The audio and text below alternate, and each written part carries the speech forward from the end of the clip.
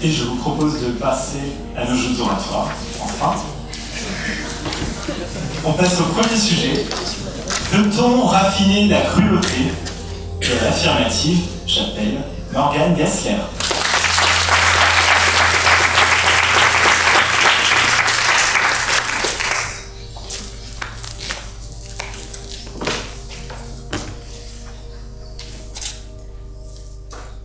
Chers membres du jury, cher public, cher Mathis, bonsoir. Mon nom est Gassler, Morgane Gassler, agent 007. Vous aurez sûrement reconnu, grâce à mes talents d'actrice frappants, Jameson.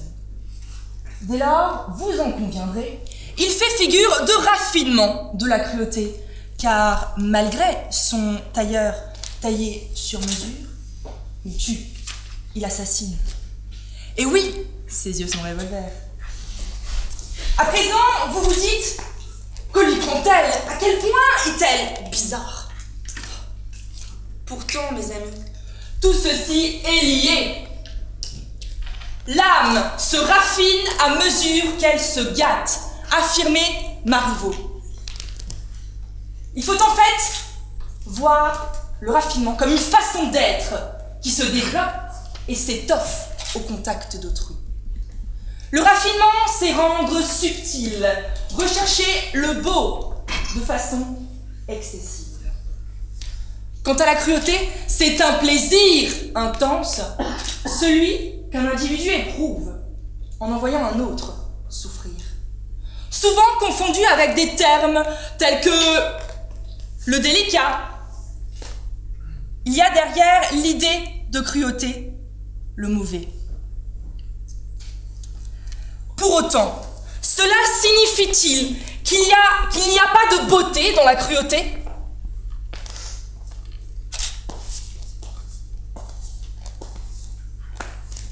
Peut-on raffiner la cruauté? Ou bien, autrement dit, existe-t-il un quelconque lien qui unirait ces notions et permettrait leur unisson? On voit souvent ces deux notions comme opposées, et c'est ce que s'attachera à défendre Matisse, je n'en doute pas un instant.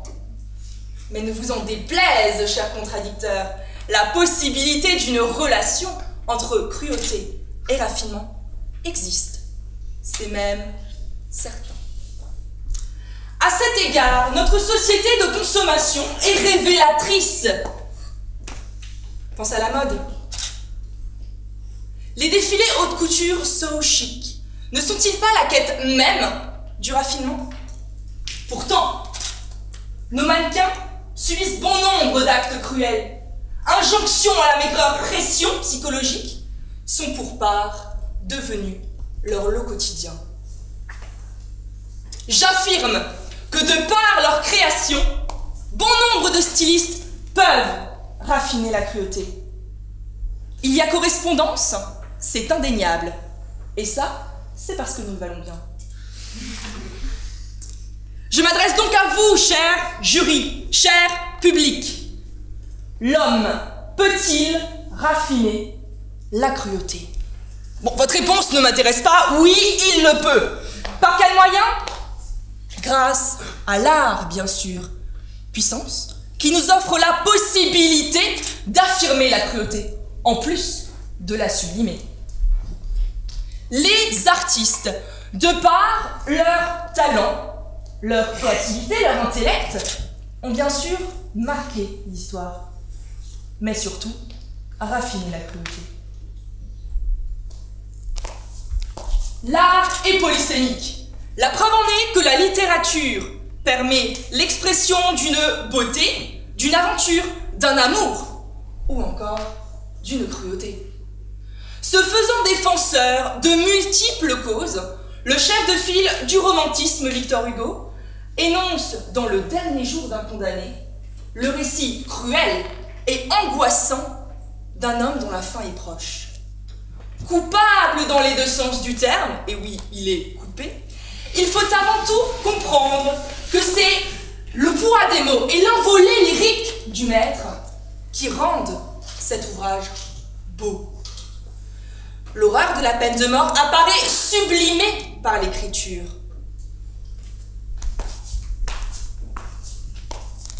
La cruauté peut être délicate, élégante peut être la cruauté. Simplement, la cruauté est belle. Vous aurez compris que les vertus de l'art sont puissantes.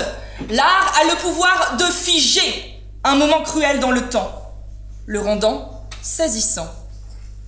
L'art est tout bonnement exaltant, en plus d'être par définition raffinement. J'irai même plus loin, en affirmant que raffiner la cruauté, c'est la rendre plus belle, la rendre provocatrice, excitante, car suscitant un émoi particulier. Ah oui, regardez, ne vous sentez pas si différent suite à ma prestation? Vous en êtes changé. J'espère en tous les cas vous avoir démontré que l'art oratoire est un moyen fort puissant de raffiner la cruauté. Je le clame, je l'affirme, je le soutiens, je le souligne. Donc haut et fort, nous pouvons raffiner la cruauté. Des notions qui se complètent et s'assemblent à bien des égards. Merci.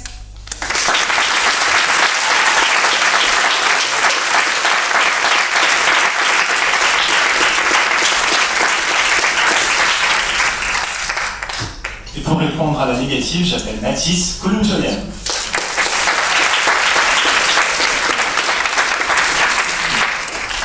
Cher jury, cher public, cher Morgane, on est le mot le plus important à prendre en compte dans « peut-on raffiner la cruauté ?» C'est vrai, après tout, qui y a-t-il derrière ce monsieur ou madame on sait tout ou plus que on dispose d'un phare, le célèbre pharaon, mais à part ça, on ne sait rien. Dès lors, la cruauté est affaire de perspective. Jack Sparrow, Pirate des Caraïbes 3. Enfin, inspiré par Platon, il me semble. Et si la cruauté est bel et bien affaire de perspective, dans ce cas, mon ambition est de vous montrer que quelle que soit la perspective sous laquelle on regarde l'acte cruel, eh bien, on ne peut pas raffiner la cruauté. Alors, première perspective, celle de la victime. Il nous faudrait une victime innocente et volontaire, oui, par exemple. Parfait. Eh bien, notre victime subit un acte de cruauté. Merci Iris. Malheureusement, elle souffre terriblement. Son bourreau s'y prend avec délicatesse, avec soin, presque artistiquement pour faire souffrir Iris. Dès lors, raffine-t-il la cruauté? En réalité, il faut appeler un chat un chat. C'est un drôle de prénom, mais c'est ce que je propose. La cruauté reste de la cruauté, qu'importent les apparences. En réalité, notre bien-aimé Iris, sur sa chaise de torture, ne va pas se dire « Ah, sympa cette cruauté plutôt raffinée, j'aime bien. » Mais alors, de son point de vue, de son malheureux point de vue, on ne peut pas raffiner la cruauté. Elle n'est que cruauté pure et simple. Alors maintenant, je sais ce que vous allez me dire. Mathis, tu oublies le BDSM. Et comment l'oublier? Depuis mon arrivée à Sciences Po Strasbourg, vous serez étonné, cher jury, de savoir ce qui se passe à l'intérieur de la maison. Depuis mon arrivée à Sciences Po Strasbourg, les rumeurs de couloir m'ont fait miroiter le fameux mais pourtant discret bureau du sadomasochisme. Ses membres, que je sais présents et nombreux dans cette salle, nous diront que l'on peut aimer la cruauté, la souffrance, avec beaucoup de raffinement. On pourrait croire, n'est-ce pas, monsieur Gabriel Eckert, quelques cordes, quelques menottes, canards, enfin bref, qu'une canopée d'outils loufoques pourrait donner raison à mon adversaire. Mais en réalité, venons-nous de parler de souffrance? Non, oh non. Non, il s'agit bien plus d'un acte sensuel, aguichant, mais ce n'est pas de la cruauté. Non. Dès lors, et je suis désolé de te l'apprendre Iris, tu es incapable de raffiner la cruauté en tant que victime, que tu sois victime d'un fou ou membre du BDSM. Deuxième perspective, celle de l'acteur de la cruauté. Dès lors, sous cette perspective, Il faut d'abord préciser quelque chose, à savoir que la notion de raffinement est un peu paradoxale. Si on peut rendre plus subtil un acte malveillant, dans ce cas, on l'aggrave. Mais on peut rendre plus subtil un acte bienveillant, dans ce cas, on l'embellit. Prenons un acte malveillant. Je ne sais pas, par exemple, exterminer les élèves de Sciences Po Strasbourg qui ont voté Simone Veil ou André Malraux comme nom de promo des 2 dernières années. En s'inspirant de scientifiques du XXe siècle, on pourrait raffiner nos méthodes, employer une milice, par exemple les partisans de Kamehameha Ier ou Nina Simone, s'organiser de façon industrielle, employer des gaz mortels. Nos méthodes seraient alors plus raffinées, car plus subtiles. Mais dès lors, et je suis pour un instant solennel, on perçoit bien qu'un tel raffinement modifie la nature de notre acte. Un tel acte n'est pas cruel, il est fou, barbare, abominable, inhumain. On n'a pas raffiné la cruauté, on l'a aggravée. Voilà, c'était le point Godwin de ma joute. Maintenant, allons jusqu'au bout des mots et considérons la cruauté comme quelque chose, comme un acte bienveillant. Eh bien, dans ce cas-là, peut-elle être raffinée? Bien oui, nous répondra le BDSM. Mais seulement, c'est encore un problème de vocabulaire. Un acte cruel et bienveillant n'est pas raffiné, il est embelli, sublimé. Ce n'est pas cruel, c'est jouissif. Donc, qu'il soit bienveillant ou malveillant, un acte de cruauté est soit embelli, soit raffiné, soit aggravé. Jamais raffiné, du coup. Dernière perspective, celle du spectateur. Le spectateur, par sa posture de spectateur, ne peut pas agir sur l'action à laquelle il assiste. Dans ce cas, si on lui pose la question « Peux-tu raffiner la cruauté ?», il nous répondra « Non, je ne peux pas. » Cela m'est impossible. Argument simple, je suis d'accord. Mais il est simple de faire compliqué, mais compliqué de faire simple, comme on l'aura appris lors de nos cours de MSS. Et là, je sais ce que vous allez me dire. Je pourrais tirer ma révérence, mais non, je sais ce à quoi tous vous pensez exactement. Que faire de la situation où un spectateur assiste à un acte cruel et s'en va le raconter à une tierce personne de façon raffinée? C'est très très bien pensé de votre part, bravo. Et là, vous me demandez, pour me casser les pieds encore plus, eh bien, n'a-t-il pas raffiné la cruauté? Et là, c'est un bon argument pour Morgane. Mais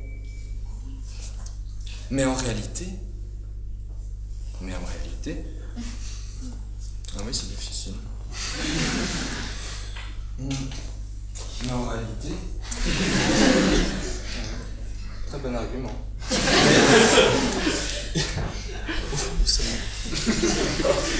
Mais en réalité, si ce maudit spectateur raconte un acte de cruauté, ce n'est pas la cruauté qui raffine, mais bel et bien le récit qui en fait. Les mots ont toute leur importance. Une fois de plus, la cruauté ne peut être raffinée. Elle ne reste que cruauté. Avec les mots, je joute, mais quoi qu'il arrive, je les considère avec raffinement. En Somme, ou en Alsace, ou partout en France, que ce soit sur la perspective de la victime, de notre bien-aimée victime, de l'acteur ou du spectateur d'un acte cruel, on ne peut pas raffiner la cruauté. Merci à tous.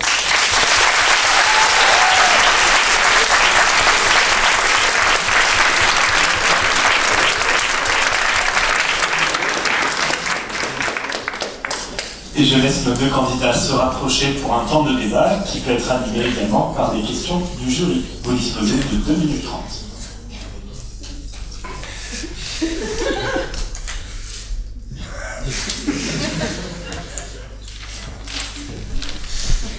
Avec un jury d'exception, on attendait des questions.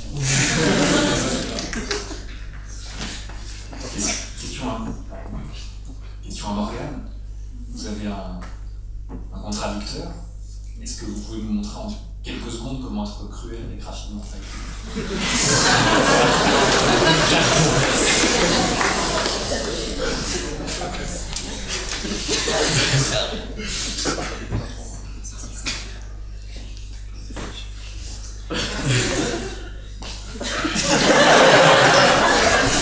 J'essaye de gagner du temps.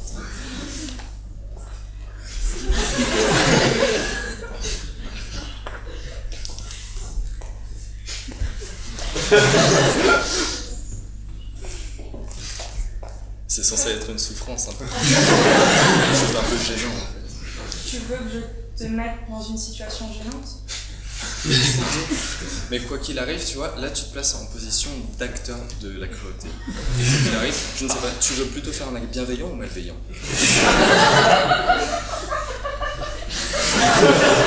Merci pour ça.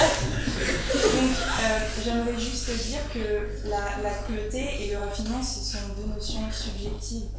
Donc, quoi qu'il arrive, ben, ça va dépendre de la personne. Quelqu'un peut trouver raffiné quelque chose que quelqu'un d'autre ne va pas trouver raffiné. D'accord. Et ben, du coup, tu t'es déplacé, du coup, je vais répondre à la question du monsieur.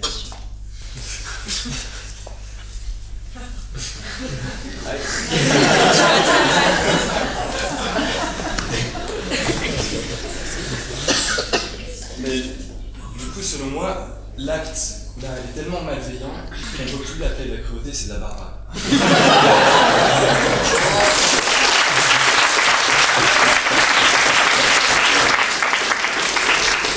Non, jeune homme, là, vous exagérez, ça fait pas mal, hein.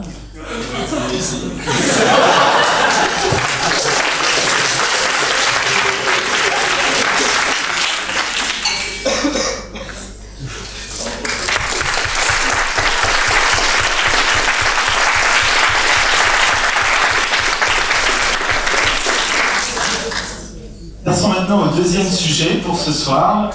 Parle-t-on pour ne rien dire? Et l'affirmative, j'appelle Garnick Gandhian.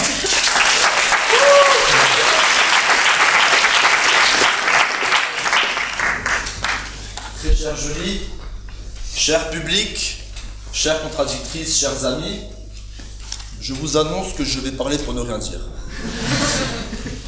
Mais pour vous éviter un silence insoutenable qui en dirait long sur ma position, je vais tout de même parler du sujet. Parle-t-on pour ne rien dire? Avant d'y répondre, j'aimerais te poser une question, la question qu'elle suppose. Est-il possible de parler pour ne rien dire? Je vous propose maintenant d'examiner deux situations. La première, c'est celle où quelqu'un se lève, ouvre la bouche et ne dit rien.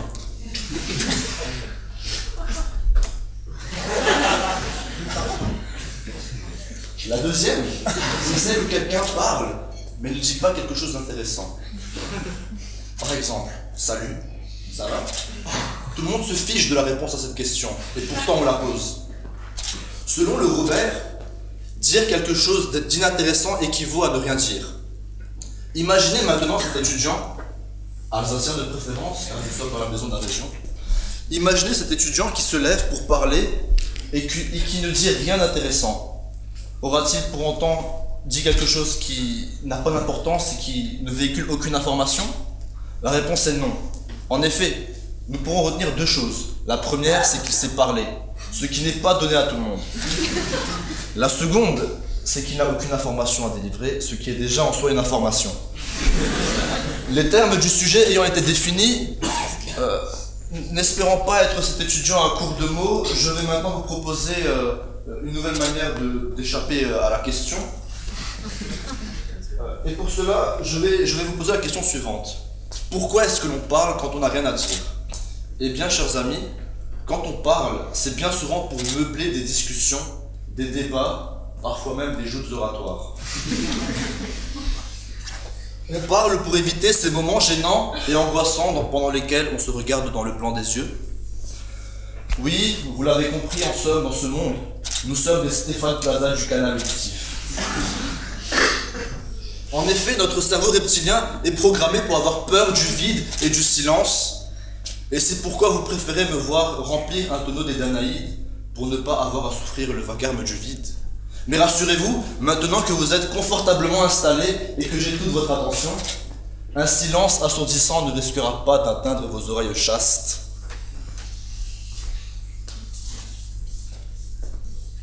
On a donc compris le pourquoi du comment. Un nouvel échappatoire s'offre à moi. Je vais vous expliquer quel est le bénéfice de parler, même si c'est pour ne rien dire. Car oui, en effet, on parle uniquement pour soi. Dans une démocratie de droit et de liberté comme la nôtre, où le droit de s'exprimer est sacré, parler est une arme. Quand on parle, on empêche à l'autre de parler et on lui impose de nous écouter. Parler, c'est exister. Je parle donc je suis. Un grand philosophe disait un jour qu'il est impossible de distinguer la vie dans une personne qui s'est tue.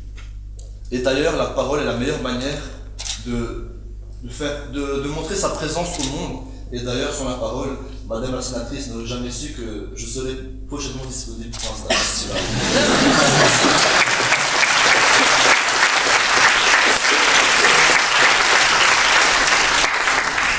Maintenant, fermez les yeux et imaginez-vous un monde où on ouvre la bouche uniquement pour dire des choses intéressantes. Imaginez cet avocat qui se lève pendant une séance, qui se lève pour plaider et qui se rassoit aussitôt, n'ayant rien à dire au juré. Imaginez cet homme d'État qui, lors d'une visite diplomatique, rencontre son homologue américain parlant lui beaucoup trop et à l'épineuse question du shampoing utilisé, reste bouche bée. Qu'en penseriez-vous? Si l'on devait se taire à chaque fois que l'on n'avait rien à dire, alors les accusés écoperaient de la peine capitale et la France, cette patrie des droits de l'homme, aurait perdu de sa superbe.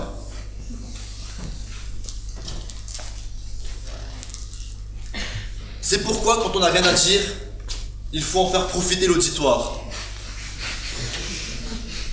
Je dis bien profiter car selon une récente étude de l'OMS, parler permet de libérer des hormones relaxantes dans le cerveau de l'orateur. Et d'ailleurs, à ce titre, Robert Badinter disait en ces termes « Plaider, c'est bander, et convaincre, c'est jouir. Oui, convaincre, c'est jouir. » Et j'évoque dès à présent les premières vibrations bienfaisantes de ces douces paroles. Parler permet de dénouer l'estomac de la personne qui souffre pendant chaque intermède. Parler est le meilleur remède que l'on ait trouvé pour soulager les maux.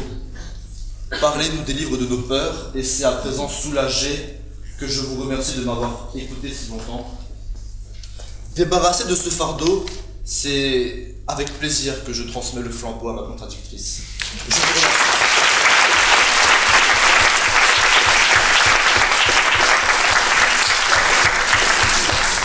Et pour répondre à la négative, Sandy Hugues.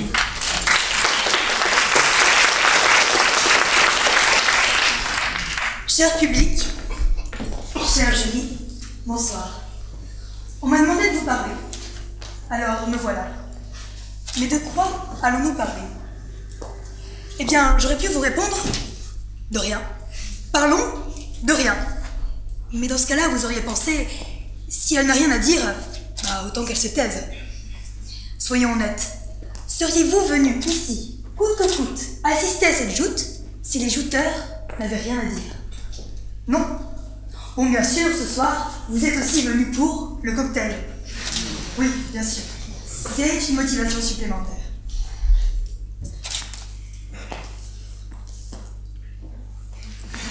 C'est une motivation supplémentaire. Il est bien vrai. Mais revenons à notre sujet. Parle-t-on pour ne rien dire? À partir du moment où on ouvre la bouche, on dit quelque chose, non? Après tout, lorsqu'on y réfléchit, parler, c'est produire des mots. Et produire des mots, c'est dire quelque chose. Donc, parler, c'est dire quelque chose. Vous aurez remarqué le superbe syllogisme qui rend mon argument imparable. Vous savez, Socrate est un homme, les hommes sont mortels, donc Socrate est mortel. Voilà. Bon, maintenant, vous allez me dire, mais encore. Eh bien, au sens figuré, parler pour ne rien dire signifie ne pas avoir de pertinence dans ce que l'on dit. Eh bien, peut-être que certains penseront à l'issue de cette joute que j'ai parlé pour ne rien dire. Il y en aura peut-être d'autres que cela aura fait réfléchir. Vous voyez, ce que je veux dire, c'est que parler pour ne rien dire ne veut rien dire. C'est un jugement de valeur. Par exemple, lorsqu'un professeur vous met 9 à un exposé que vous avez préparé consciencieusement, c'est-à-dire la veille à minuit, il aura estimé que vous avez parlé pour ne rien dire, que votre blabla déclamé le jour J n'avait que très peu de pertinence. Mais vous, ça vous brise le cœur parce que vous avez mis trop d'énergie, trop de temps et votre âme dans cet exposé. Et bien que les mots que vous ayez utilisés n'aient pas de pertinence au regard du sujet, pour vous, ils en avaient. C'était un message de détresse destiné au professeur. Une prière, s'il vous plaît, ne soyez pas trop dur avec moi. Cachez derrière chaque phrase. Cachez derrière chaque phrase. Oui, et ce qui avait donc une certaine pertinence, pas comme ce que je viens de faire maintenant, au regard du sortage de votre moyenne. Maintenant, intéressons-nous au fait de ne rien dire. Qu'est-ce que cela veut dire? Rien. Rien n'est rien. Ou si vous préférez, rien n'est pas rien. Par exemple, lorsque l'on peut manger pour 3 fois rien dans le hall de Lieublé, grâce au ventre équilibre organisé par nos associations, on doit quand même donner un petit rien, un petit quelque chose, quoi. Il en va de même avec les mots. Gustave Le Bon, illustre, inconnu, mais sa parole est pertinente, disait que la blessure faite par les paroles ne cicatrise jamais. En d'autres termes, les paroles, même les plus insignifiantes, ont toujours un impact. Mon cher contradicteur aurait pu me faire la remarque suivante. Parfois, lorsque l'on parle, ce n'est que pour signifier que l'on aurait mieux fait de se taire. Oui, c'est juste. Parfois, on ferait mieux de se taire, mais pas parce que ce que l'on a dit, ou ce que l'on va dire, manque de pertinence en soi, mais parce que l'on peut blesser des gens, ou se rendre ridicule, 99% du temps, ou parce que l'on peut révéler des informations secret défense. Quand on ouvre la bouche, on en dit trop. Quand on ouvre la bouche, on n'en dit pas assez. Mais on ne dit jamais rien. Bref, la parole est un outil nécessaire, utile à la vie en société. Mais parfois, elle peut se retourner contre son créateur. Songez par exemple à notre cher président, qui l'année dernière, au cours d'une rencontre, parlait des gens qui ne sont rien. Oups. Songez à cet homme politique qui, à l'évocation d'un homme d'origine juive, lançait « On fera une fournée la prochaine fois ». Oups. Les mots peuvent être interprétés de tant de manières différentes qu'il est impossible de parler pour ne rien dire.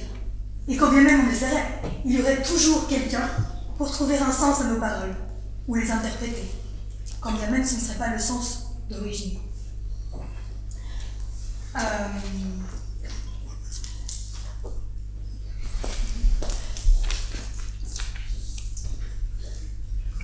Oui, vous avez tous déjà vécu ça, non?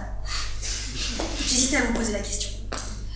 Vous avez tous déjà vécu ça, la déformation du message initial par l'interprétation qu'en font les autres. En gros, c'est le principe du téléphone arabe. Tenez, j'ai dit téléphone arabe, donc je suis raciste.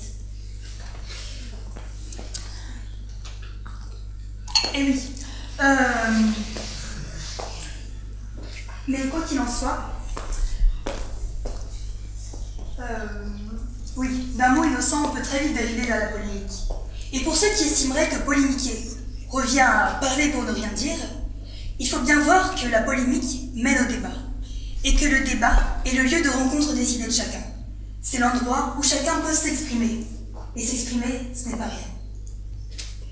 Ce soir, cher public, cher jury, je vous aurai donc parlé. Parler pour ne rien dire? À vous d'en juger. Merci.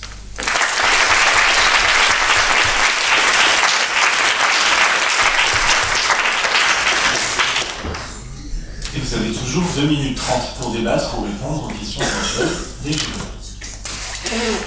Ok, alors Garnier, je voulais juste te poser une question. Est-ce que ce soir tu as parlé pour toi?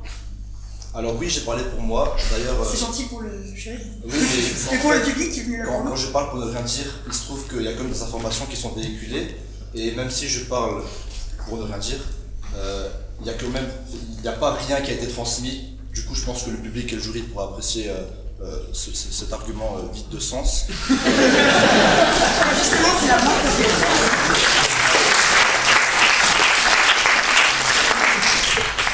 t'as dit que tu venais transmettre une information même si tu ne disais rien. Mais du coup, le fait de transmettre une information, c'est un message que tu donnes aux autres, donc tu dis quelque chose quand même. Sinon, on ne comprendrait pas forcément le sens de tes paroles. Quand je dis que je parle pour ne rien dire, c'est en fait je parle, mais il n'y a rien de pertinent et d'intéressant.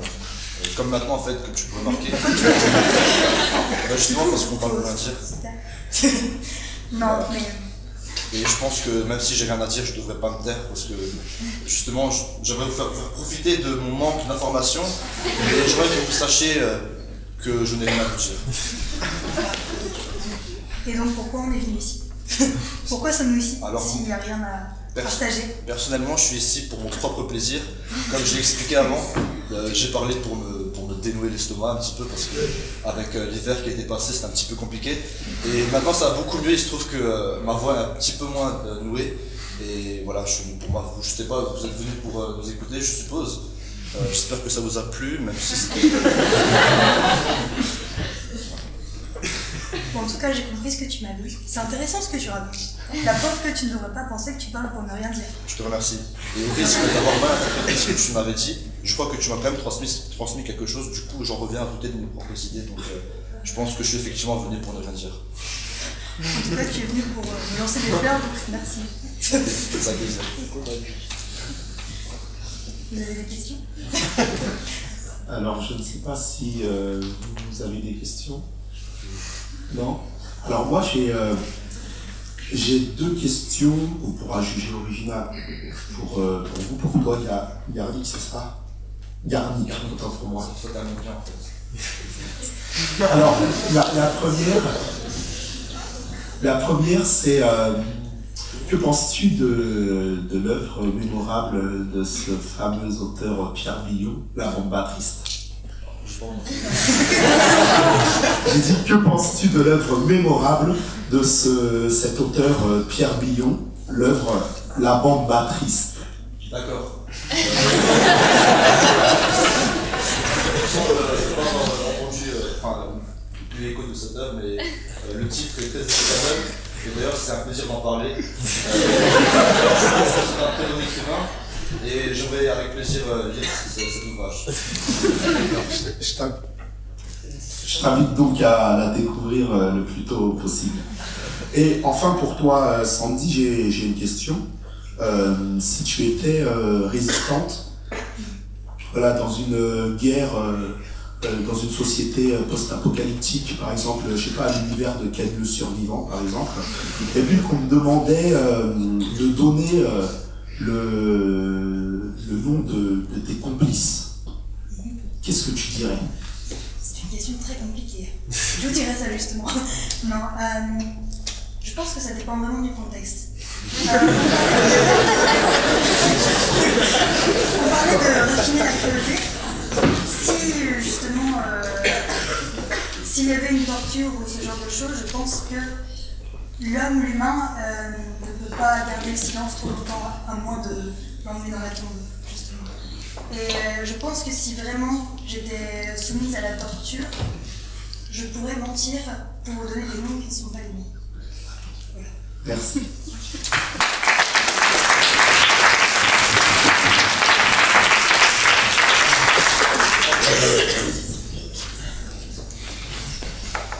Passons maintenant au troisième sujet de ce soir. Sommes-nous allergiques à la médiocrité? Et à l'affirmative, j'appelle Samuel Bojo.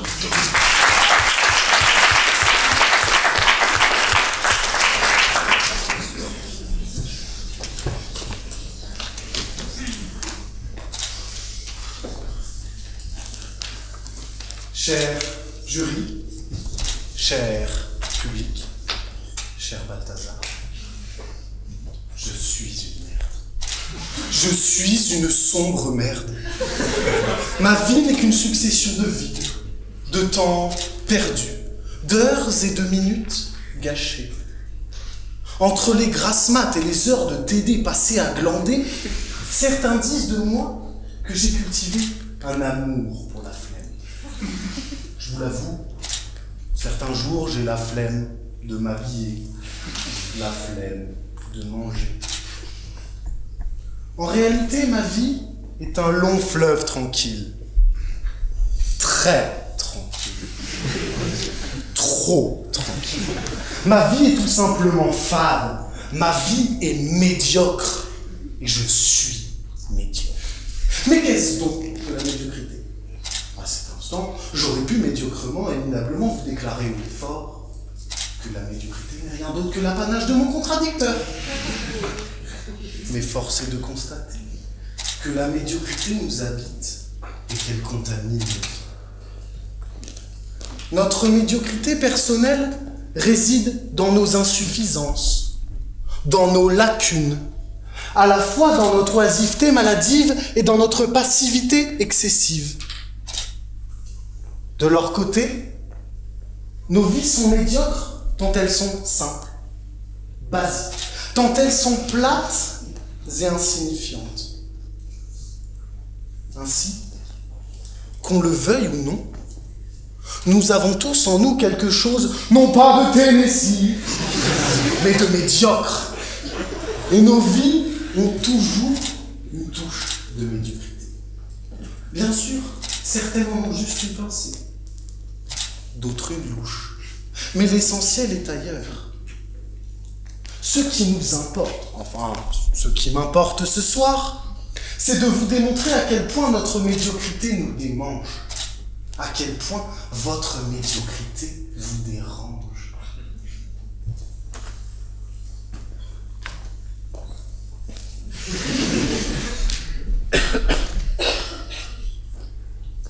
En effet, avant d'être allergique à la médiocrité avec un grand M, nous sommes allergiques à notre propre médiocrité. Elle a beau être habituelle, aucun de nous n'accepte qu'elle s'immisce dans nos vies et qu'elle devienne perpétuelle. Dès lors, comme avec une allergie, nous réagissons à son apparition. La bonne résolution du nouvel an en est l'exemple le plus flagrant. Vous savez, cette promesse que vous vous faites chaque année d'aller vous dépenser, lorsque vous découvrez à quel point vous avez abusé du saumon fumé. À cet instant bien précis, tout comme votre balance, vous ne pouvez plus vous supporter. Vous êtes bel et bien devenu allergique à votre propre médiocrité. Et puis, accessoirement gros, mais là n'est pas le sujet. Notre allergie à la médiocrité va au-delà des bonnes résolutions et est présente tout au long de nos vies. Tiens, prenons par exemple le problème de l'assiduité aux amphis. Problème d'autant plus crucial qu'il concerne aujourd'hui la majorité des étudiants ici réunis. N'avez-vous jamais regretté de ne pas vous être levé? Ne vous en êtes-vous jamais voulu de n'avoir vraiment, mais vraiment rien foutu? C'est dans ces moments bien précis que l'on réagit et que l'allergie surgit. Ainsi, dès les premiers symptômes, on gratte pour se soulager. On gratte pour se rassurer. Mais surtout, on gratte le papier pour rattraper.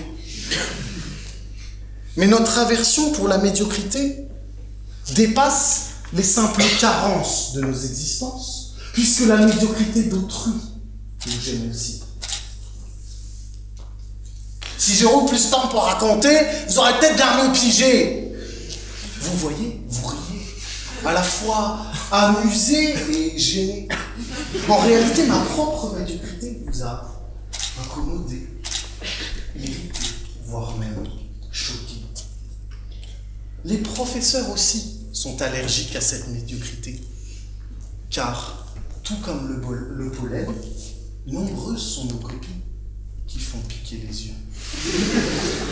Mais cette allergie, notre allergie, elle est essentielle dans le vie quand elle permet de nous élever.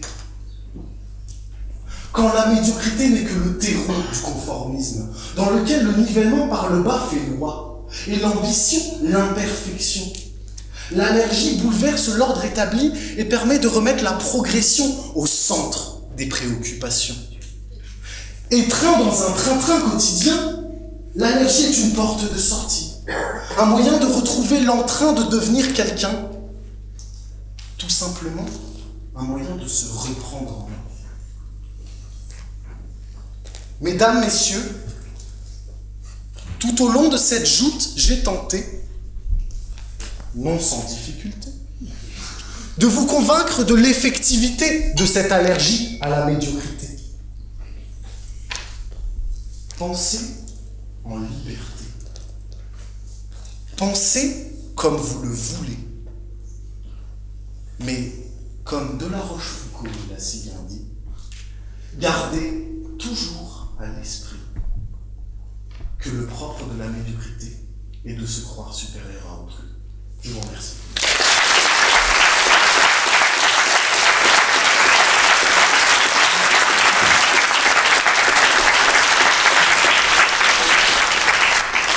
Et pour répondre à la négative, j'appelle Balthazar Gisbert.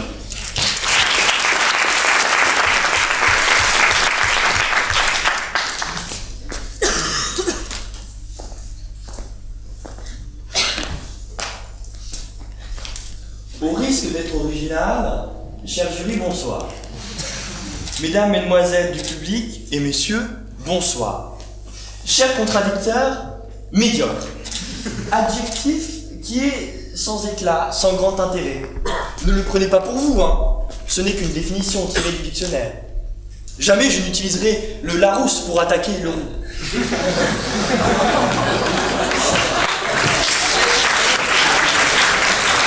À dire vrai, et au contraire de ce que vous pensez, je vous ai trouvé très bon. Vous avez jouté avec brio. Vous avez jouté avec un tel brio que je me demande comment vous pouvez parler de médiocrité. Vous écoutez disserter sur ce thème, c'est un peu comme entendre le jour parler de la nuit. Non, décidément, vous n'êtes pas compétent pour répondre à cette question. Moi, en revanche, et nous avons finalement un point commun après nous dire, je suis expert en la matière. La médiocrité, je l'ai dans le sang. Je pense être l'exact négatif des personnes illustres. Alors que notre président est tout sauf gauche, moi je ne cesse d'être maladroite. Face à Brad Pitt, de l'avis de tous, extrêmement séduisant. Moi, je n'ai que mes initiales pour me consoler.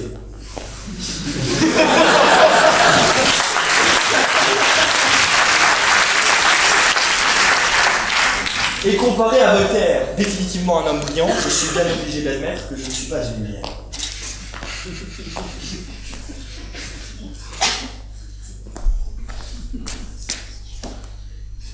Bref, sans contradiction possible, je suis médiocre. Alors, est-ce une bonne ou une mauvaise situation d'être médiocre? Vous savez, moi je ne crois pas qu'il y ait de bonnes ou de mauvaises situations. Toutefois, après réflexion, et à la vue de volumes qui commencent dangereusement à tirer vers la pitié, je tiens à affirmer qu'il n'y a point là de tragédie, mais comédie. Une comédie sentimentale même. Aux fleurs du mal, je préfère les fleurs bleues, car j'aime dame médiocrité. À l'heure où blanchit la campagne, mais à toutes les heures du jour aussi.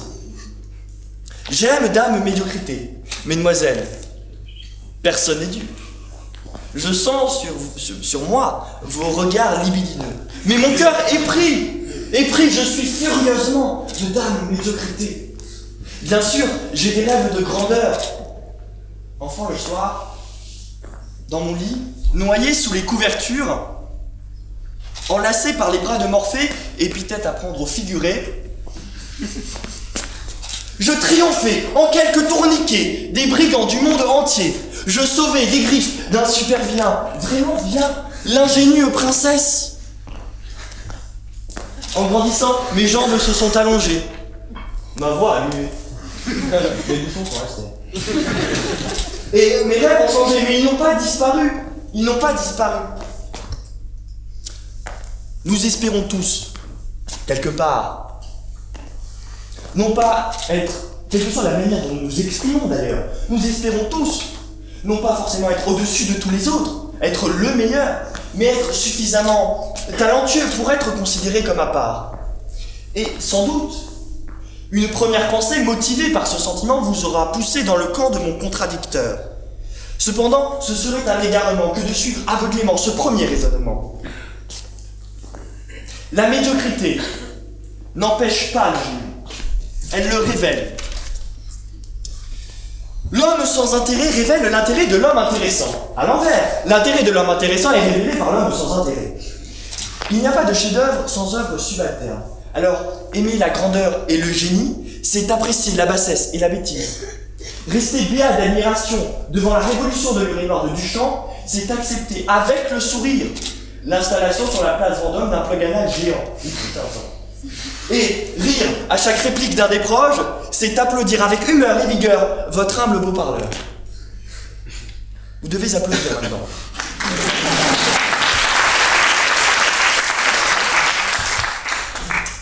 Dame ou médiocrité, merci en fait. Dame ou médiocrité est le faire-valoir de monsieur. Le bruit permet le silence. L'excellence a besoin du pitoyable. Vous voyez le non-sens qu'est le rejet de la médiocrité. Il faut aussi admettre qu'être allergique à la médiocrité, c'est aussi se répulser soi-même. Car oui, il faut bien l'admettre, la plupart des gens sont sans grand intérêt. Nous ne sommes ni grands ni petits par la taille ou par l'esprit, nous sommes et nous nous arrêtons là.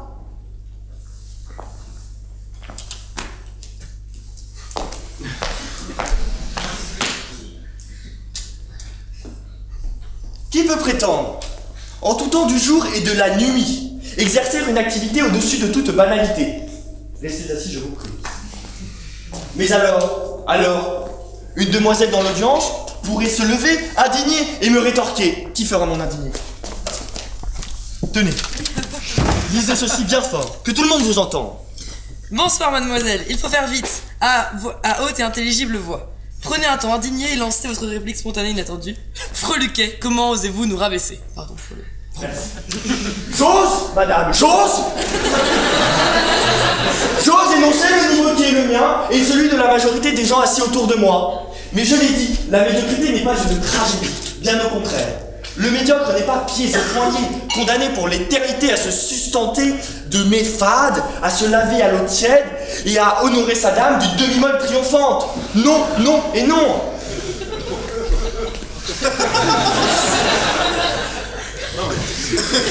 La médiocrité annonce l'excellence. Le médiocre est un génie en puissance. Il est à l'image d'un ciel orageux une nuit d'hiver. Soudain surgit le premier éclair, déchirant le firmament dans un tonnerre tonitruant. Ainsi, le génie, dans un coup, éclipse l'insignifiance qui jusque-là faisait présence. Dame médiocrité n'est pas une geôlière, mais une mère. Elle nous tient par la main sans nous guider, resserre son étreinte sans nous étouffer. Elle nous cajole sans trop nous gâter. Elle nous soutient constamment dans la banalité de la vie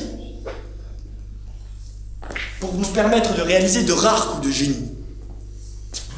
Le simple intitulé de ce sujet, probablement le fruit de l'acte d'autosatisfaction spirituelle d'un esprit torturé au plaisir précoce, bref, le résultat d'une branlette intellectuelle, le simple intitulé de ce sujet est une insulte à celle qui fait tant et tant pour nous. Une injustice que je me devais de réparer. Sans doute me traitera-t-on de sentimental ennuyeux, parlant beaucoup pour dire peu, raffinant par les mots la cruauté de l'écouter. Qu'on me jette des pierres alors. Elles formeront, à n'en pas douter, un piédestal d'où je saurais crier médiocrité mon amour. Médiocrité mon amour, car j'aime et ne puis me taire. J'aime la reine de l'ordinaire. Médiocrité mon amour. Puisse notre histoire durasse toujours. Merci de m'avoir écouté.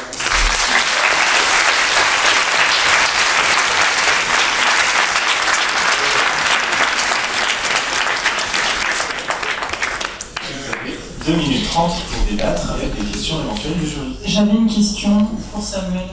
Déjà Samuel, merci d'avoir fait l'effort de t'habiller ce soir. Je peux comprendre que c'était pas gagné. Et alors j'imagine que dans tes journées de fainéantise, peut-être tu tombes sur des programmes que tu affectionnes, je ne sais pas, les Marseillais, les Ch'tis, je crois qu'ils n'ont pas encore fait les Strasbourgeois, mais peut-être que ça va... Peut-être que tu auras ta place.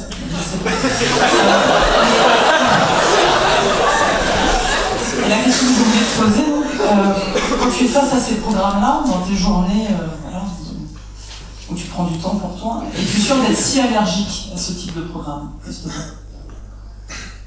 Alors, merci pour votre question et je vais y répondre très simplement. Vous avez posé la question à la mauvaise personne. Voyez-vous, je n'ai jamais eu de télé. Je n'ai jamais pu me côtoyer à cette médiocrité. Je ne vois vraiment pas de quoi vous pouvez parler.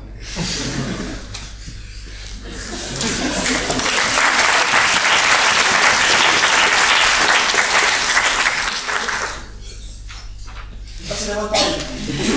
Ah, ça fonctionne tour à tour comme ça. 50-50. Ok, là, alors moi j'ai pas de question, mais du coup je pars. Non, je suis assez scandalisé par tes propos. Non, c'est pas vrai, je suis pas scandalisé. Mais tu l'auras compris, j'ai une faiblesse, une tendre faiblesse pour la médiocrité. Et t'entendre ainsi parler, ça m'a un peu défoncé. Mais je ne peux pas croire que tu sois sincère. Comment tu peux être allergique à ce point à ce qui fait finalement quasiment toute notre vie? Est-ce que tu es si malheureux que ça? C'est la question que je voudrais te poser. À moins que ce ne soit pas, encore une fois, à la bonne personne que je la pose, parce que tu n'as pas de vie.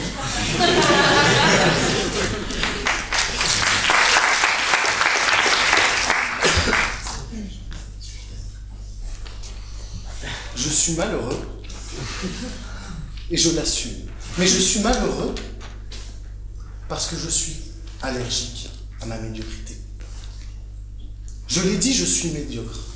Tous les jours, je me regarde dans ma glace, je me dis, je suis une mer. Je suis une sombre mer. Ma vie n'est qu'une seule... Non.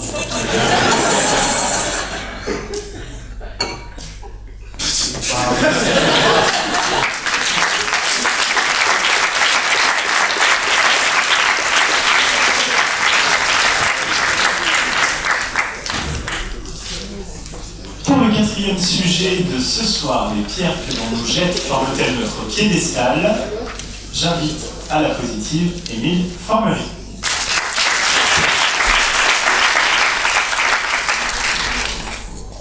Honorable membre du jury, chers organisateurs de l'EJO, cher public, chers contradicteurs, bonsoir. Alors déjà, je tiens à vous dire que c'était ma phrase préférée de la joute, parce que c'est la seule que j'avais préférée à l'ordinaire, je crois. Mais les pierres que nous jettent forment-elles notre piédestal? Ce sujet nous vient d'une citation du musicien Berlioz. Il faut collectionner les pierres qu'on vous jette, c'est le début d'un piédestal. Si Berlioz est désormais un compositeur célèbre, on ne peut pas dire qu'il ait connu un grand succès populaire de son vivant. Déjà, il est à moitié lorrain. Ses mémoires sont pleines de critiques envers un public qu'il jugeait ingrat, de lui préférer des musiques de bas niveau. Autrement dit, même si je doute qu'il en soit venu à se faire jeter de vraies pierres, pendant sa présentation, il a peut-être reçu quelques sifflets lui ayant inspiré cette citation. Dans ces conditions, tâchons de ne pas aborder le sujet de manière trop littérale. Je vais vous éviter le coup du dictionnaire, on n'a pas besoin du Robert, du Larousse ou du Littré pour définir le mot pierre. À la limite, piédestal, c'est un peu plus intéressant. Ça vient de l'italien piédestalé et ça veut dire le pied qui supporte, qui surélève. Comme je disais, on va essayer de s'éloigner quand même un peu du sens premier, c'est-à-dire qu'on pourrait parler du fait, imaginons par exemple que vous ayez tous une pierre en main, je sais pas ce que vous ferez avec une pierre, mais on sait jamais. Vous auriez tous envie de me l'acheter d'un coup comme ça, et bah j'aurais un peu de mal à faire un piédestal. Cette pierre, c'est assez casse-gueule quand même.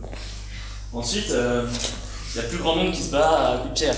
Recevoir une pierre dans la gueule, c'est quand même assez rare. Donc voilà. Mais, bref.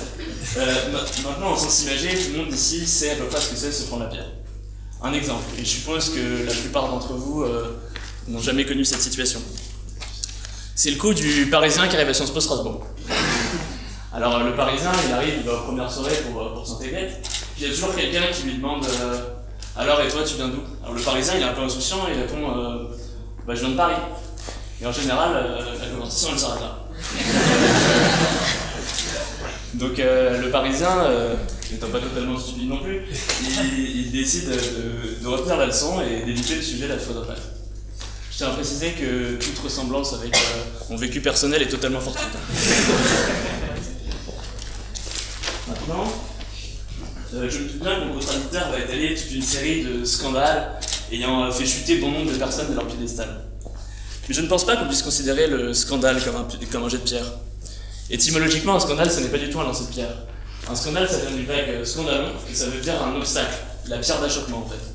Donc c'est pas du tout la pierre que l'on jette, ça peut être la pierre que l'on pose, mais pas du tout celle que l'on jette. Et du coup, c'est limite fait peut-être pour trébucher, mais dans ces cas-là, c'est toujours celui qui tombe qui est coupable de sa non vigilance.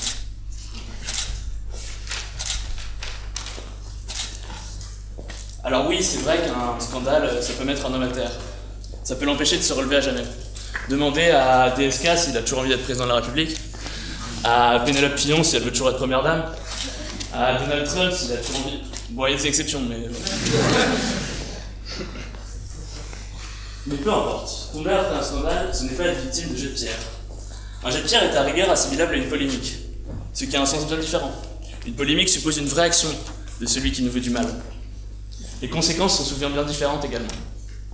Par exemple, si vous voulez quelque chose de plus imagé, une polémique ce serait Macron, un scandale c'est Cahuzac. Alors, là on peut rejoindre notre sujet facilement.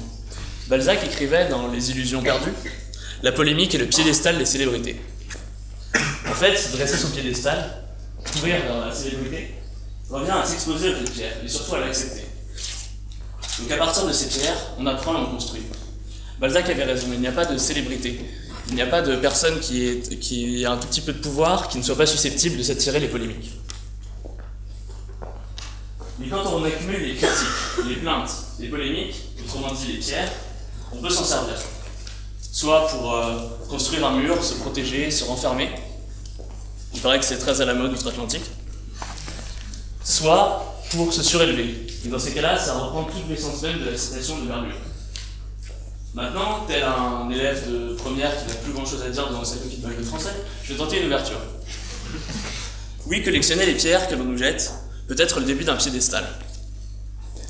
Mais est-ce désirable? Est-ce qu'être perché en haut de quelque chose que Victor Hugo définissait comme un petit espace étroit et honorable avec 4 précipices autour, ça vaut vraiment la peine?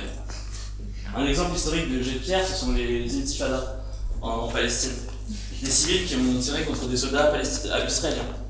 Et être sur le piédestal, c'est-à-dire derrière leur armure, leur a donné la très mauvaise idée d'y répondre par la force des mitraillettes. Est-ce vraiment censé pour un humain de monter sur un piédestal pour paraître plus grand aux yeux des autres? Pour y répondre, et cette fois tel un bachelier devant sa première dissertation de philosophie, je citerai Nietzsche. Plus nous nous élevons, plus nous paraissons petits aux yeux de ceux qui ne savent pas voler. Merci.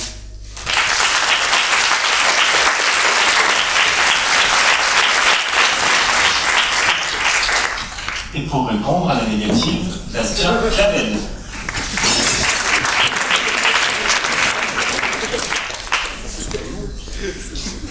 Cher public, cher jury, bonsoir. Les pierres que l'on nous jette forment-elles notre piédestal? À quoi sert un piédestal? Un piédestal, dans l'acceptation commune, un piédestal est un socle sur lequel on pose une statue. Donc, dire d'une personne qu'elle serait sur un piédestal signifie qu'elle prendrait la place d'une statue. Cependant, dire d'une personne qu'elle se trouve sur un piédestal peut aussi signifier qu'elle est proposée à l'admiration de tous, qu'elle est idéalisée. Les deux définitions se recoupent. Une statue représente une personne idéalisée, que l'on admire pour ce qu'elle a fait. Vous conviendrez aisément qu'on ne fait pas de statue à l'image d'une personne mal aimée. Dans les deux cas, le piédestal est au centre de l'attention. Dans le premier, il est le socle de la statue, et dans le deuxième, la personne est au centre de l'attention. Une statue est souvent au centre de l'attention, car elle est souvent au centre du lieu où elle se trouve. Ce qui facilite le fait qu'elle soit au centre de l'attention avec les regards qui convergent vers elle.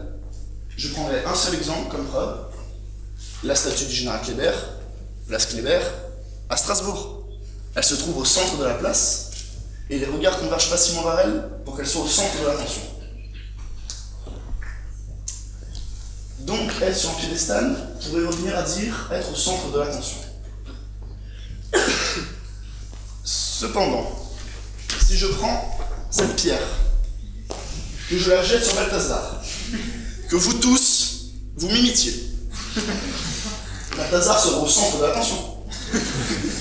Mais il aurait beaucoup de mal à se sentir admiré.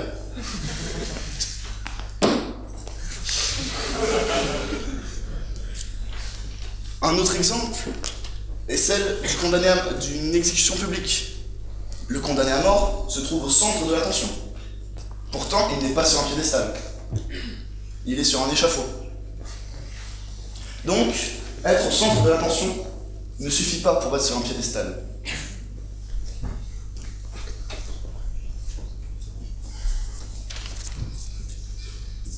Si tout à l'heure, j'avais jeté la pierre sur Balthazar, et que vous m'aviez imité, nous aurions lapidé Balthazar. La lapidation est la mort causée par un jet de pierre sur une personne. Je ne sais pas vous, mais je trouve étrangement ressemblant la lapidation et les sujets de cette joute. Lapider une personne, jeter des pierres sur une personne ne peut pas former son piédestal. Au mieux, ça peut former son tombeau. Toutefois, certains pourraient arguer, comme l'a fait mon contradicteur, que le sujet ne doit pas être pris au premier sens, mais à la forme littérale. Ah, dans ce cas, une pierre pourrait être synonyme d'insulte ou de coup. Dans cette logique, si les insultes que l'on reçoit forment un piédestal, il faudrait comprendre que les insultes nous élèvent. La personne insultée serait au-dessus de nous, serait sur un piédestal qui la rend insensible, intouchable. Hélas, les gens répondent à une insulte par une autre insulte. Un fils de pute est souvent suivi de va te faire foutre. Les gens restent dans les bas-fonds à se battre entre eux, appliquent la loi du talion, appliquent la règle du œil pour œil, dent pour dent. Un mal équivalent doit être fait à celui qui a causé le mal afin de garder un équilibre entre les individus. D'autres pourraient arguer que être sur un piédestal peut être simplement synonyme de réussite de l'individu, ce qui peut être vrai. Dans ce cas, pour être sur un piédestal, il faut se prendre des coups. Pour réussir, il faut se prendre des coups durs pour réussir. Mais il ne s'agit en aucun cas des pierres que l'on reçoit qui forment son piédestal. C'est le fait de rester debout après avoir reçu les coups qui permet d'ériger nous-mêmes notre piédestal. Les pierres qu'on reçoit ne permettent pas de l'ériger. Mais le fait de rester debout après ces pierres nous permet de l'ériger nous-mêmes. Je vois donc difficilement comment les pierres que l'on jette pourraient former notre piédestal. Merci.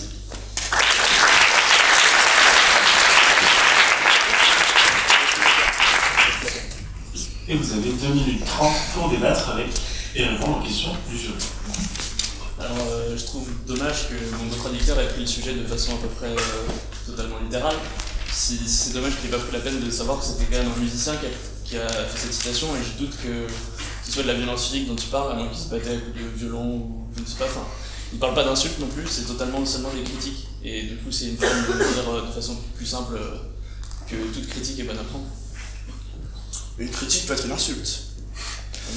Ensuite, quand tu as dit au tout début de ta joute, il est vrai que si on se reprend des pierres et qu'on essaie de les empiler, ça fait difficilement un piédestal.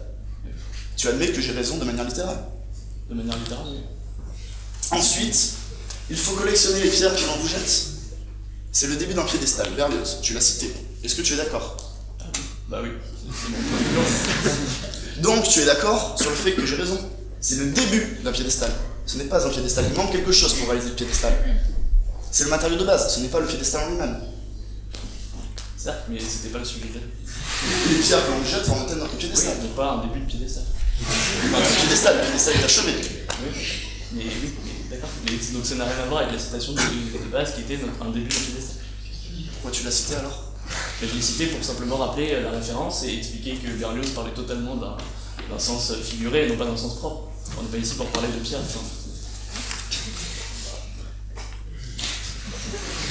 Mais j'ai traité des deux sujets. J'ai parlé des pierres avec Balthazar. Moi aussi j'ai parlé des pierres, c'est drôle de parler des pierres. Oui, bah oui, c'est pour ça qu'on en a parlé d'ailleurs. Mais j'ai aussi parlé de manière littérale avec les coups, les insultes. Oui, et toi avec la critique. Voilà, mais je pense que dans ce cas-là et dans le cas de ce que voulait dire l'auteur, les critiques sont plus aptes que les coups, les insultes. Je pense pas que Berlioz était du genre à insulter. Personnellement? Non, mais c'est une supposition. Voilà.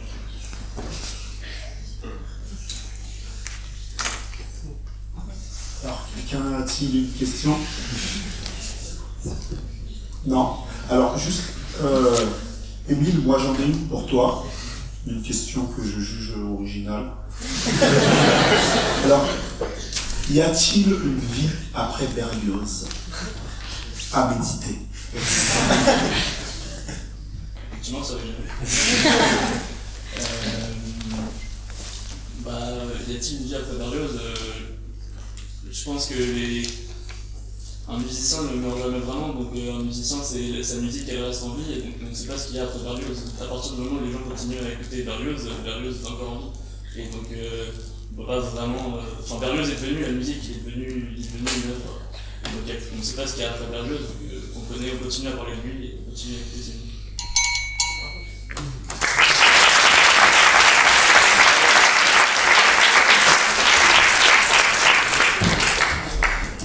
Et passons maintenant au dernier sujet de cette soirée.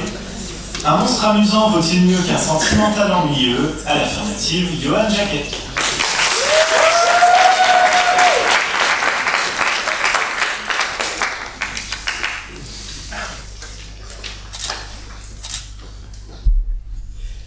Cher président, cher monstre à 7 têtes, cher jury, chère contradictrice, cher public. Ça y est, on y arrive. C'est la dernière. Le buffet arrive. Mais je vous demanderai encore quelques minutes d'attention pour nous intéresser à un sujet passionnant. Telle la mort ou la vacuité de l'existence, à chaque événement, le JO nous permet de nous interroger sur des questions passionnantes qui nous intéressent tous. Et aujourd'hui, un monstre amusant vaut-il mieux qu'un sentimental ennuyeux? Eh bien oui. J'en suis convaincu, non pas parce que le tirage au sort m'a désigné à l'affirmative, non, parce que cette question, la réponse à cette question, est propre à déterminer toute une façon de vivre, toute une philosophie. Une philosophie. Être accepté comme je suis. Viser la lune, ça ne me fait pas peur. Même à l'usure, j'y crois encore et encore. Des sacrifices, s'il le faut, j'en ferai. J'en ai déjà fait. Mais toujours le point levé.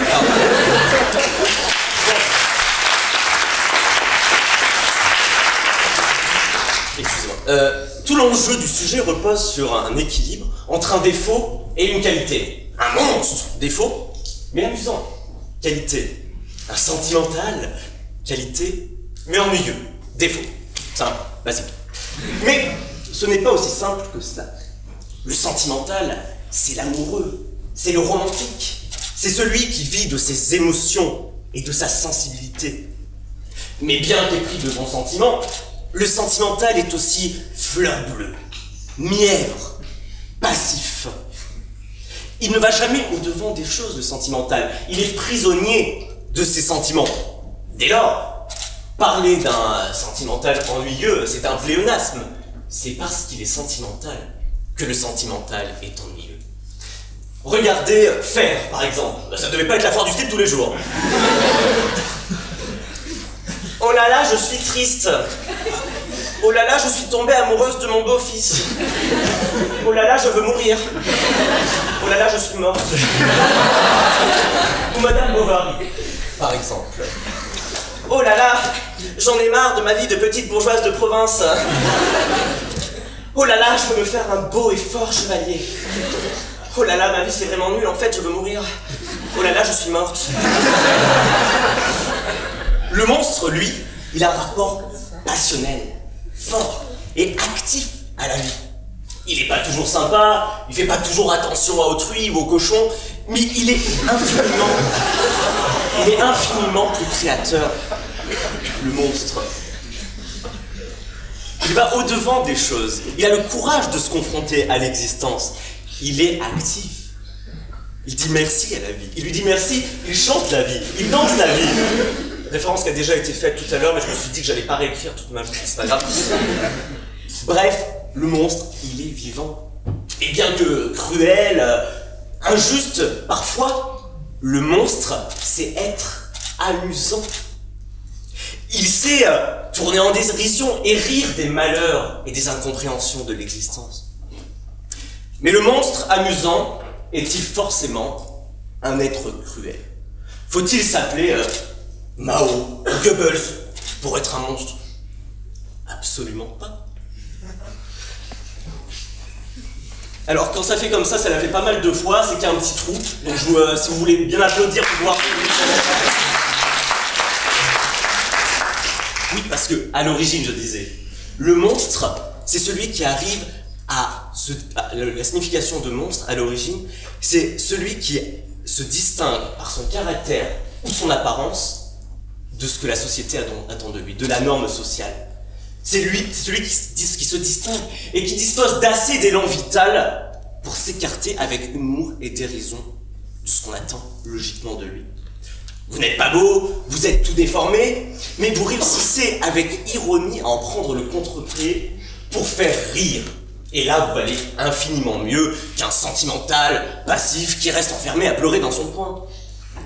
Mais le monstre, cela vient surtout du mot monstrum, en latin, qui signifie prodige envoyé par les dieux pour nous montrer leur volonté. Le monstre est un guide. Le monstre montre. Le monstre est un modèle.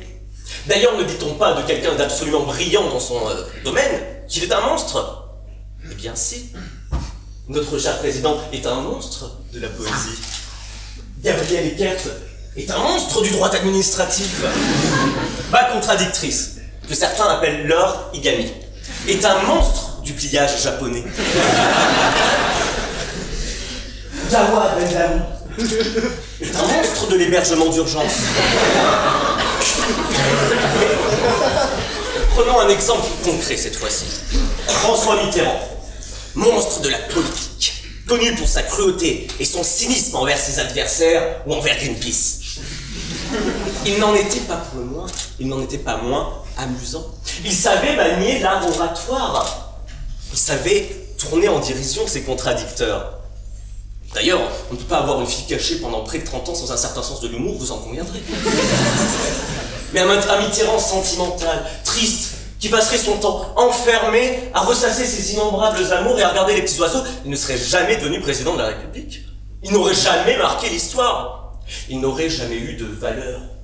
Un monstre amusant vaut mieux qu'un sentimental ennuyeux. Alors, cher public, faites que votre vie vaille quelque chose. Soyez des monstres dans vos domaines. Et si un jour des émotions semblent prendre le dessus, il me fait toujours très peur cette cloche. Ne sombrez pas dans l'ennui, dans la solitude, dans le sentimentalisme. Ces émotions, utilisez-les, transcendez-les. Faites-en des œuvres d'art, des discours, des grandes choses. Soyez des monstres. Et vos excès vous seront pardonnés dès lors que vous saurez en rire. Soyez des monstres amusants. Une vie vaut la peine de faire les choses en grand. Existez, créez, soyez actifs. Et tant pis si sur votre chemin vous renversez autrui. C'est la juste contrepartie. On est tous le monstre de quelqu'un. Je vous remercie.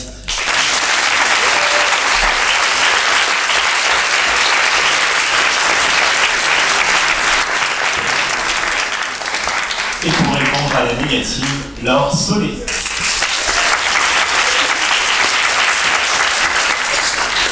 Cher jury, monsieur le président, bien-aimés membres de l'UJO, du public, chers contradicteurs. Un monstre amusant vaut-il mieux qu'un sentimental ennuyeux? D'abord, faisons un petit travail de définition. Qu'est-ce qu'un monstre? Il s'agit d'un être, animal ou humain, légendaire ou mythique, fantastique ou terrible, ayant des caractéristiques que tout oppose et difficile à placer sur le spectre des réalités existantes. Le Minotaure, le Sphinx, Jean-Vincent Placé. Bon, cette définition nous intéresse peu, nous préférons la définition figurée, celle d'une personne effrayante de par sa méchanceté, son manque d'empathie et de moralité. Le mal. Mais ici, il ne s'agit pas simplement du mal, mais du mal rigolo, du mal ludique, du mal bidonnant. Les remixes techno de Daesh et de l'acrostiques de Jean-Marie Le Pen, Gérard Collomb avec un nez rouge. Mais qu'en est-il du sentimental? Il s'agirait d'un homme avec un grand H, se laissant influencer par l'affectif, spécialement l'amour, et qui n'est pas très raisonné. On oppose donc ici la moralité du monstre à la démesure du sentimental. On ajoute le jugement de valeur des plus terribles sur le sentimental. On considère que sa déraison fait de lui quelqu'un d'ennuyeux. Bon, c'est un parti pris. Et puis il est vrai que personne n'est d'humeur à lancer quelques gaudrioles après plusieurs chapitres du Rouge et le Noir. Finalement, peut-être qu'aimer le sentimental, c'est un petit peu le loisir du riche ou du misanthrope. Bref, de celui qui a le temps. Mais alors comparer les deux dans un tu préfères un peu cornélien, c'est tout de même très culotté. Je veux dire, tu préfères un fort, sans peur et des opiums, ou un torturé ou du genou? Il y a parti pris là. Et je ne suis pas d'accord. Déjà, valoir. Valoir dans quelle situation? Si Trump a beau nous faire bien rire, je veux dire, à la tête d'un pays, je préférerais 1000 fois voir un rêveur. Et alors, dans un couple, quelle affaire? Je veux dire, je comprends que les aventuriers du Plumard préfèrent Attila à Baudelaire, mais c'est la bonne pour une nuit, pas pour une vie. Le sentimental au milieu, au lit, c'est celui avec qui on joue la comédie de l'envie, non?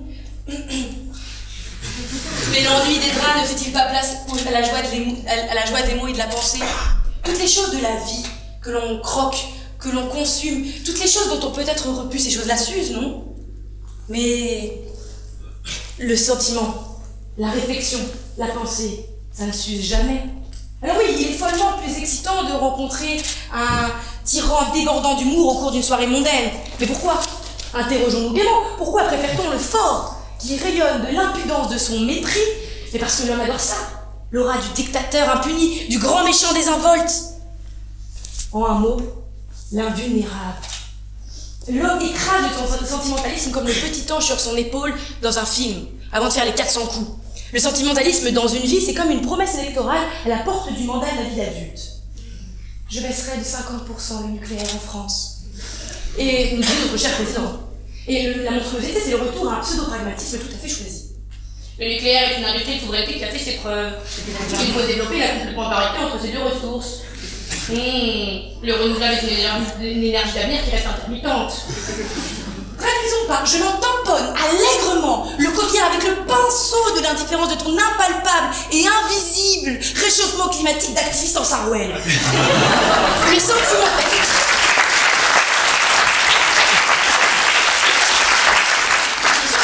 C'est ce qui se dresse entre l'homme et la machine. La monstruosité, c'est le calcul froid de chaque envie, de chaque idée, de chaque espoir. Bon, peut-être finalement, cheminons que le sentimentalisme est ennuyeux parce qu'il précède dans la vie d'un homme à la monstruosité.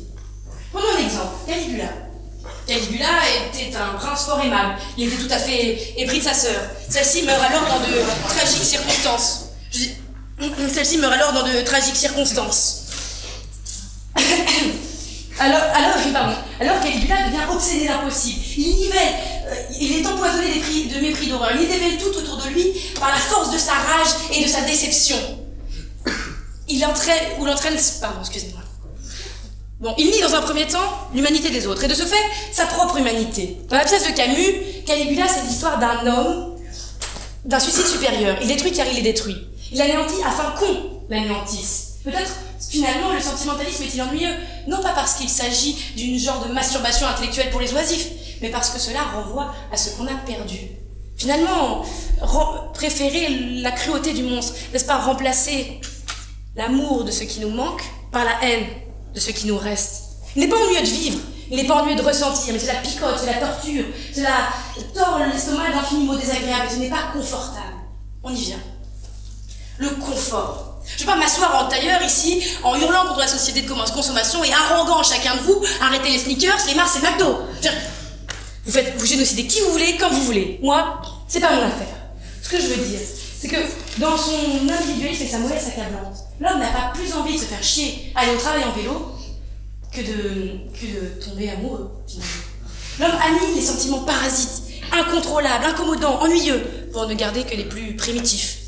La frustration, la passion, le désir, l'envie. Alors l'humain consomme l'humain. Il ne partage plus, il parle. Il ne rencontre plus, il côtoie. Il n'aime plus, il baise. C'est probablement follement plus léger, et alors, de ce fait, follement plus amusant. Mais dans le fond, l'ennui au sens de la vacuité la plus terrible, au sens de l'ennui, je trouve qu'elle bascule du côté du monstre. La vérité sur le monstre, c'est qu'il s'ennuie et qu'il ne désire plus rien. Et en dépit d'avoir oublié ce qui faisait de lui un homme, il n'a plus pour cet objectif que celui de rester dans la postérité. Mais la vie est un art, la mort est une exposition et parfois il n'y a personne au vernissage.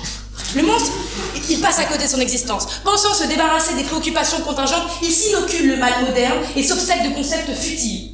Cela en écrasant bien joyeusement l'humanité qui s'attache à ce qu'elle a de plus précieux, son irrationnelle sensibilité et tendresse. L'individualisme du monstre, aussi drôle soit-il, c'est le rocher décisif de nos sociétés, et il finira par nous rouler dessus.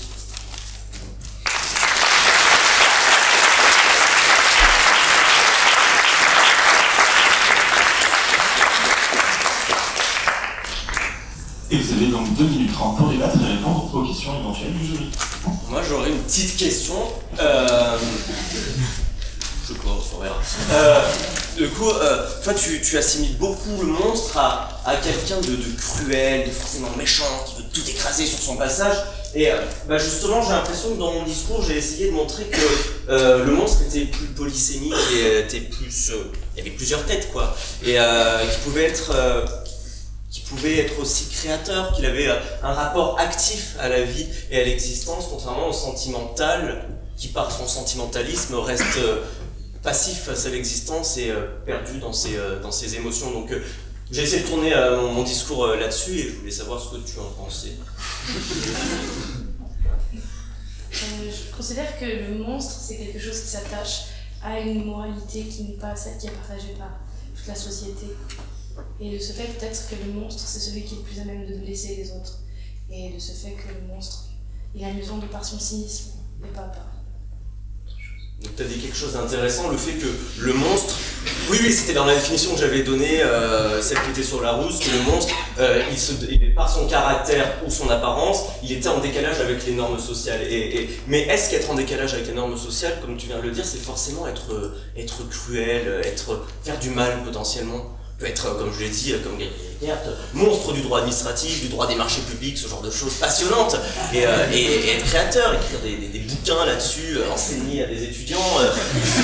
Mais il n'est pas cruel, monsieur Eckert. Je sais pas, peut-être un peu. De quoi? Je partais du principe que le monstre était monstre par son empathie, par son individualisme et par sa solitude. Le monstre, pour moi, il le devient et il ne l'est pas. Et s'il devient monstre, c'est sans doute qu'il est blessé. Et s'il est blessé, souvent il blesse. D'accord.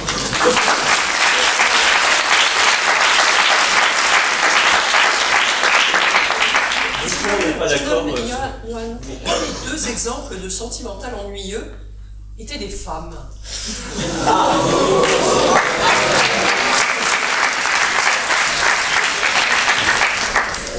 Si tu as quelque chose à nous révéler, c'est le moment. Allez, parle-nous. Bien, peut-être que ça révèle une certaine faiblesse de ma part, je ne sais pas. Je ne sais pas comment répondre à cette question, à tout vous dire.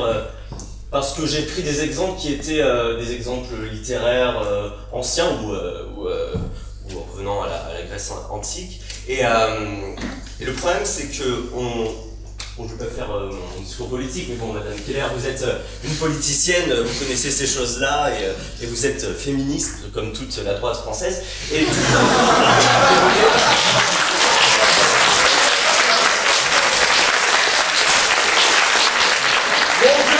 un monstre.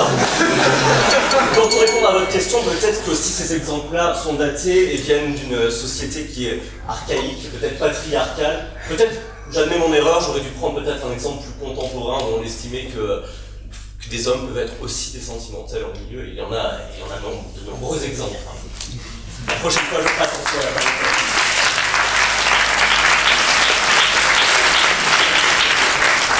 Merci beaucoup à tous les deux. Et maintenant est venu le temps des délibérations pour le jury. Je vous invite donc à se retirer pour délibérer pendant une quinzaine de minutes. Alors j'ai la lourde charge de désigner le lauréat de la première joute. Nous avons fait le choix de désigner Matisse.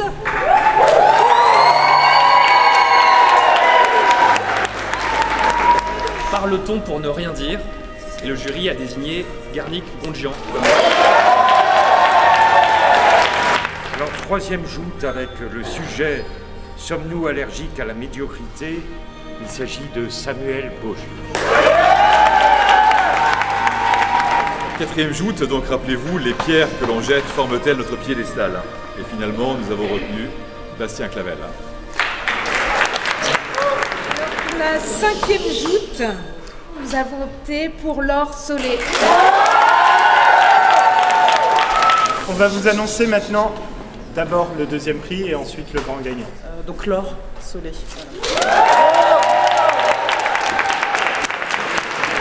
Le premier prix sera attribué à Samuel Boggio.